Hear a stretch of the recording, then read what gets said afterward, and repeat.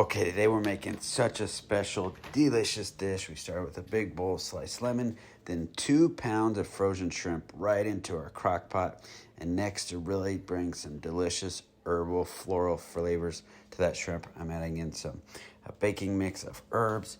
This is rosemary, parsley, and thyme. And I'm going very carefully spreading it all out so we get lots of delicious, fragrant flavors in there with that shrimp. Now, just a staple, especially when we're talking about shrimp and seafood, some fresh cut garlic. I want a good, strong garlic flavor in there to go with that shrimp and that lemon. It's all going to mix together just beautifully. I can smell it so great. My mouth's starting to water already. We haven't even started cooking yet, so we just want to take those slices of garlic and spread them out all over our shrimp.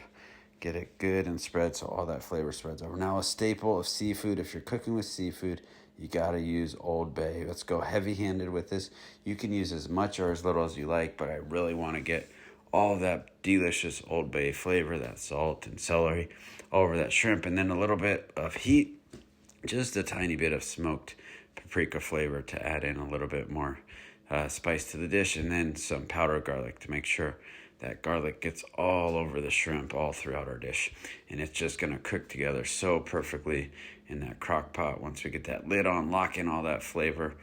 And it wouldn't be a delicious dish if we didn't add in some delicious, creamy dairy flavor. So I'm going to do some fresh grated mozzarella right on top of the shrimp. Now, if you want a little bit more pungent flavor, you can go with Parmesan. Some people really like that Parmesan. I don't want it quite so strong, so I use mozzarella, but you could also use Parmesan too. And I'm just going to spread it all over, make sure it melts all over that shrimp, getting those flavors spread evenly throughout my whole dish as it cooks. And then just a little bit more moisture and delicious dairy goodness. We're going to just do some thin sliced salted butter. Now, the original recipe called for a whole stick.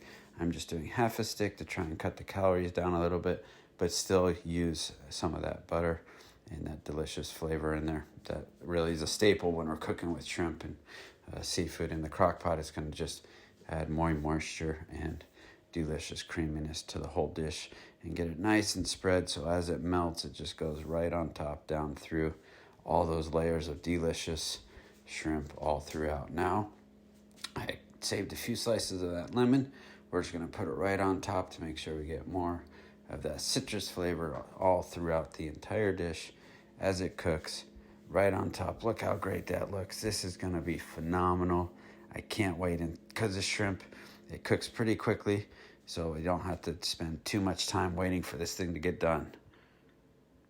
Wasn't that so simple? It smells great already. Now we just got to go on low for about 3 hours. That shrimp will cook pretty fast. Low for 3 hours, and then we'll be ready to eat.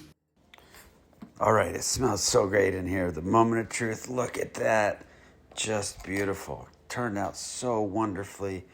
I'm so glad it cooked perfectly, just like I wanted. Let's get a nice bowl to get to the best part of the video. Look at this. I wish you guys were here to share with me. All right, this smells too good. I can't wait to try it. This is so exciting. Yes, this is fantastic. You guys are gonna love it.